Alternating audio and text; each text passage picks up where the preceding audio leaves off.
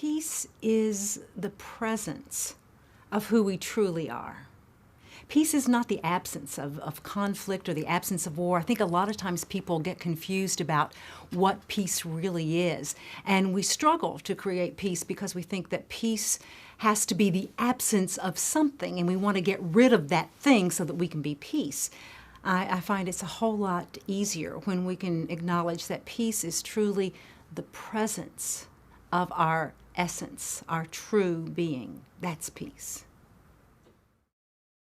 That we have the power as individuals and as a collective to create a world of peace. And that it is a joyous, fun, exciting, exhilarating process. That it's not a duty, it's not a somber ritual, that creating peace is the essence of who we are. And it is a joy to get to be a piece of creating peace.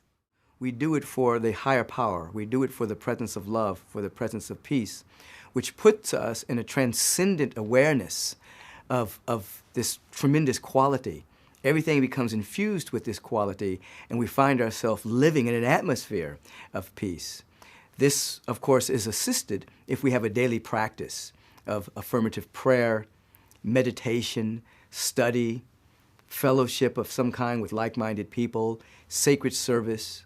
We end up living for something that's bigger than our little self, and we end up living for something that's bigger than one incarnation. We end up living for something that we know we'll never complete. So we're living for the eternal in time. This brings about a great degree of patience within our soul. We do everything with a sense of love and compassion because we're doing everything for eternity. Peace is an ongoing process. It's something you have to work at within yourself. You can't depend on anybody else to do it. You can't wait for the world to change. You have to go within yourself and unravel the beliefs, the thoughts, the negativity that causes the war, the disharmony within yourself. This is something as human beings we'll probably be doing on an ongoing basis, moment by moment. It's our challenge, but it's also our zen, and it is our spiritual protocol to do. Peace means that we can all be different, and yet we can accept our differences. Because the main problem people have is they can't accept other people's differences, and that causes conflict. Now, there will be differences, and differences are actually good. So peace to me in that sense means that we feel a connection with someone, but we may not be exactly the same as them. And that connection can take many different shapes and forms.